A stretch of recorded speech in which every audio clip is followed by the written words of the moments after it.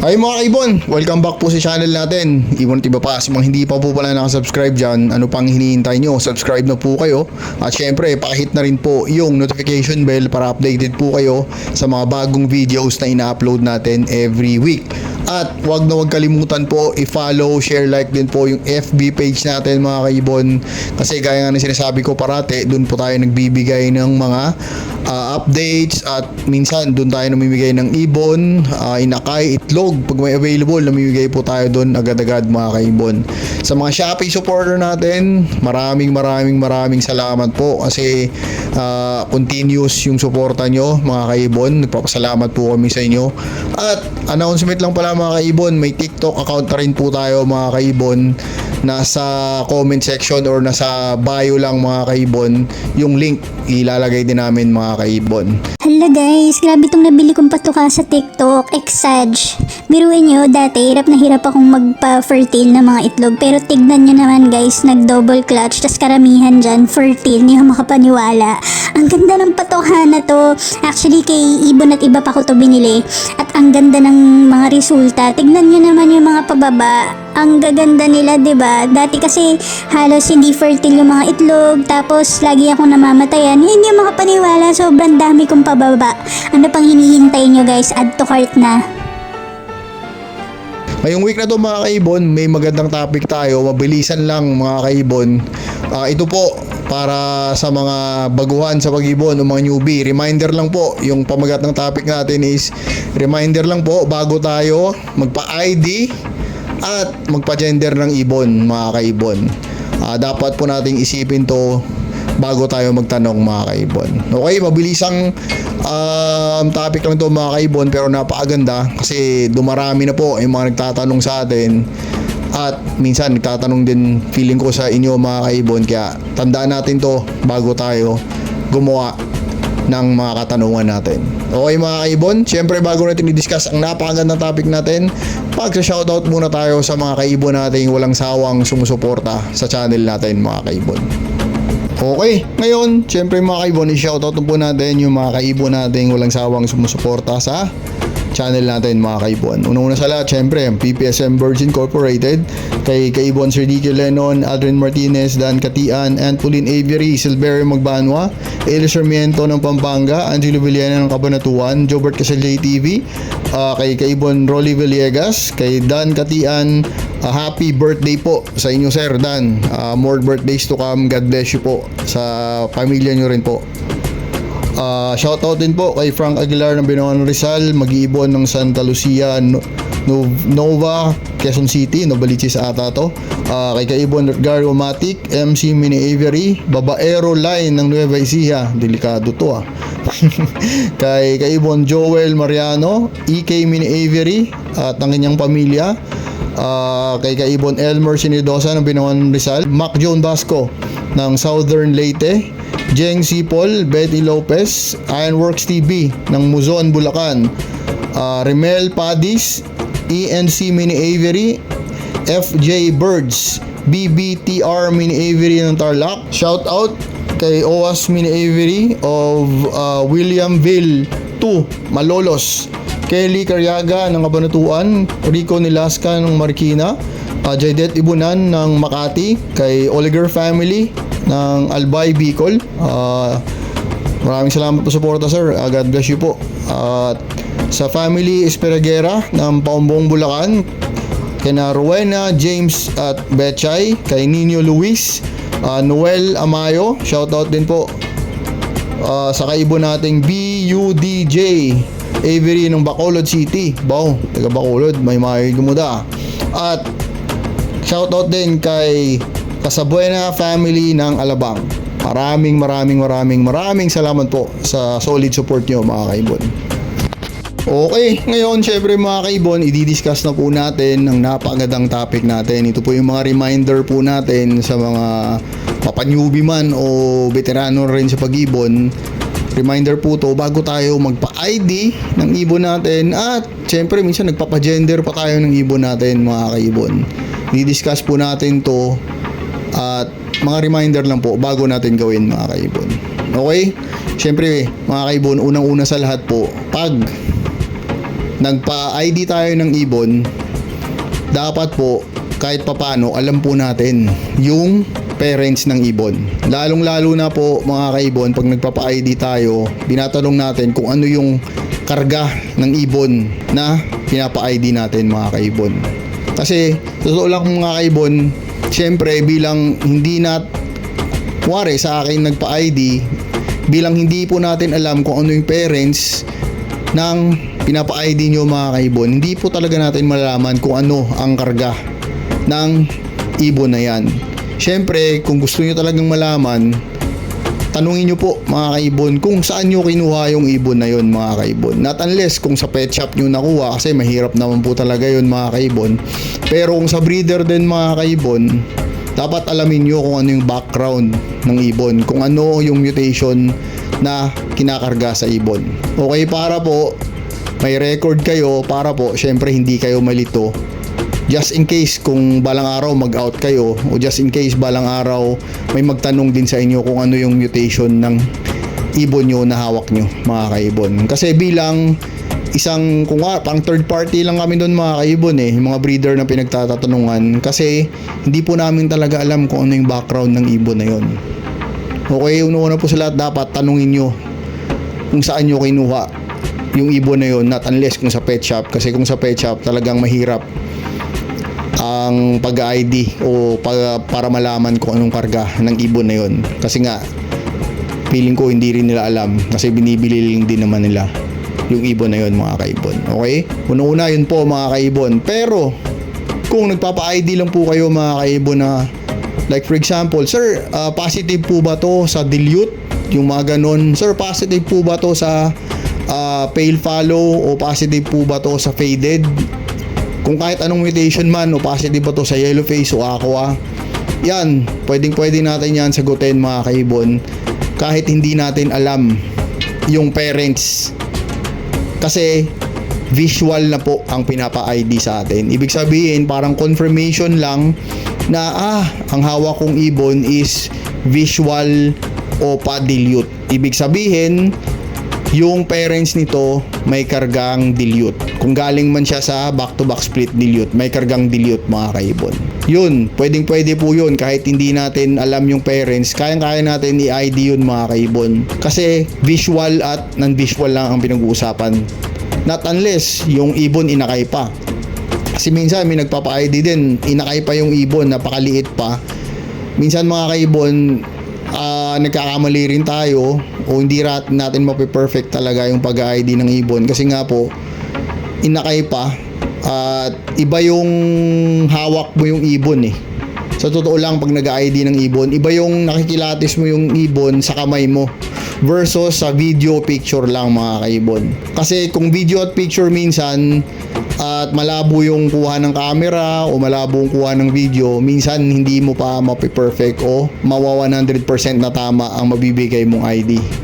Kasi nga yung camera, ang kuha niya hindi ganoon kaganda.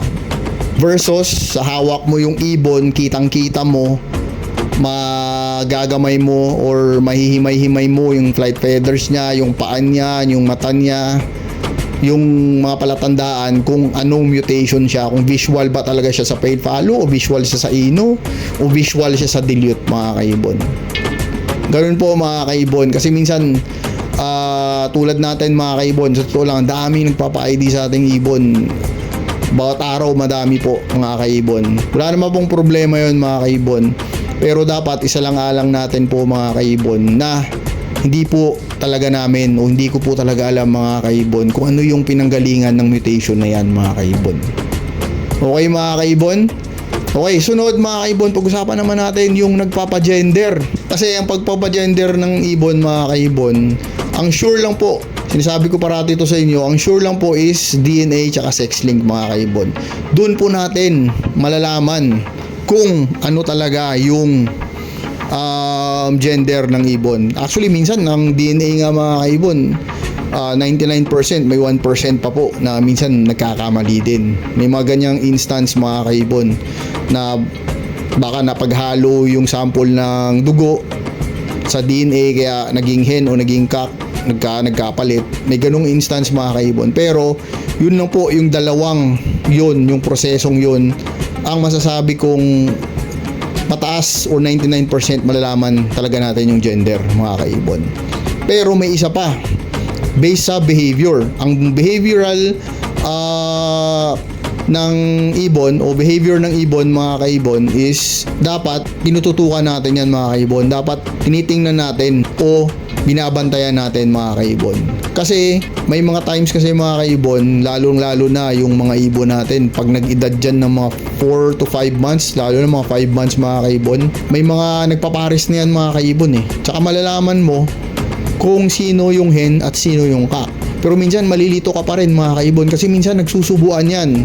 At minsan nagpa-practice yan na magpatungan ang dalawang ibon na yan, mga kaibon. Kaya malilito ka sino kaya ang hen at sino kaya ang kak dito sa dalawang to, mga kaibon. Kaya ang gagawin mo talaga dyan, mga kaibon, pag behavioral, observation talaga. Obserbahan mo talaga kung sino ang hen at sino yung kak sa dalawa. Pag sinabi mong kak, mga kaibon, napakasimple lang yan, mga kaibon. Bibigyan ko kayo ng dalawang punto para malaman yung kak. Pag ang ibon mo siya nagsusubo, ibig sabihin sinusubuan niya parati yung isang ibon. Malamang, mga kaibon, kak yun, mga kaibon. Pero bibigyan ko rin kayo ng instance mamaya kung bakit minsan hindi 100% sure. Pero mataas yung porsyento na kak talaga yan, mga kaibon. Pangalawang punto dito, mga kaibon, is di ba nagpa-practice na sila mag-mate, mga kaibon. Pag ang kak pinatungan po yan, mga kaibon, hindi po yan mapapakali, mga kaibon, aalis po yan agad. Hindi katulad ng hen na pag pinatungan yung hen, tatagal yun, mga kaibon. Pag kak pinatungan mo yan, mga kaibon, hindi mapapakali yan, mga kaibon. Ayaw ng kak na pinapatungan sila, mga kaibon. Ganun lang po yun, mga kaibon. Kaya kung nakikita nyo, kung naobserbahan nyo sa mga ibonan nyo, mga kaibon, once na nagpa-practice na yung dalawang magkapares at hindi ka sure kung hen at kak, nagpapatungan yan, mga kaibon, nagsusubuan yan. Pero pag napansin mo na yung isa, pag pinatungan ng isa, ayaw o nagpapapatong siya pero sobrang bilis lang niya na parang ayaw niya talaga magpapatong, malamang sa malamang, mga kaibon, 100% kak yun, mga kaibon. Ganun yun yung sa behavioral. Ganun po tayo tumingin, mga kaibon. Pero minsan naman, mga kaibon, sinasabi ko kanina na nakakalito. Kasi nga, pag nagsubuan, minsan ang kak nagpapasubo. Yun po yung minsan nung nakakalito. Kasi ang kak minsan nagpapasubo pag nagpa-practice sila, mga kaibon. Pero pag in-apply mo yung pangalawang punto natin para malaman nakak yung ibon, dun mo talaga makikita, mga kaibon, nakak siya kasi nga ayaw niya talaga magpapatong, mga kaibon. At yung kak, mga kaibon, pag dumi pa po yan, parang pinutulak na yung puwet niya sa hen. At yung hen naman, mga kaibon, pag dumi pa po yan, matagal dumi pa po yan, mga kaibon. At malalaman mo yun, mga kaibon, pag dumi pa siya ng matagal. Kasi ibig sabihin nun, gusto niya nang magpapatong o gusto niya nang magpamate o minsan nagpa-practice lang talaga. Kaya pag dumi pa po yan, matagal po yan, mga kaibon. Ganun po ang gender, pag behavioral o behavior ng ibon ang pinag-uusapan natin. Kasi po, mga kaibon, napakahirap. Sa totoo lang po, mga kaibon, napakahirap mag-gender ng ibon pag sinindan ka lang ng video o picture ng ibon. Hindi po natin masasabing hen o kak yan, mga kaibon, base lang sa picture o video, mga kaibon. At syempre, tanungin nyo po yung pinagkunan nyo, mga kaibon. Ano po ba to, sir? DNA hen po ba to? DNA kak po ba to? Proven hen po ba to? Proven kak? Kasi pag proven, wala na tayong pag-uusapan dyan.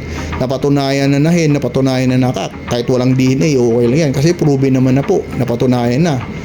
Legit naman yung sinabing gender, kaya wala na tayong pag-uusapan dyan. Not unless, ulit, pag nabili nyo sa pet shop. Kasi pag nabili nyo sa pet shop, mga kaibon, yun, mahirapan po talaga tayo doon, mga kaibon. Pero mabilis lang din naman natin malalaman. Kasi pag once na nagpares na yan, pag sinalang mo yan, mga kaibon, tapos wala ka nakikita ang nagmi-mate, sinalang mo na 3 buwan na, kunwari wala ka nakikita ang nagmi-mate dyan, automatic yun, mga kaibon, kak yung mga ibon na sinalang mo. Ang kabaliktaran naman yan, pag parehasin, pag sinalang mo after 3 months, sandamakmak yung itlog niyan mga kaibon. Pag sobra-sobra na yung itlog niyan mga kaibon, like tag 12 pieces na ganun na yung mga itlog nun mga kaibon, ibig sabihin lang po nun, parehas na hen yung hawak mong ibon mga kaibon.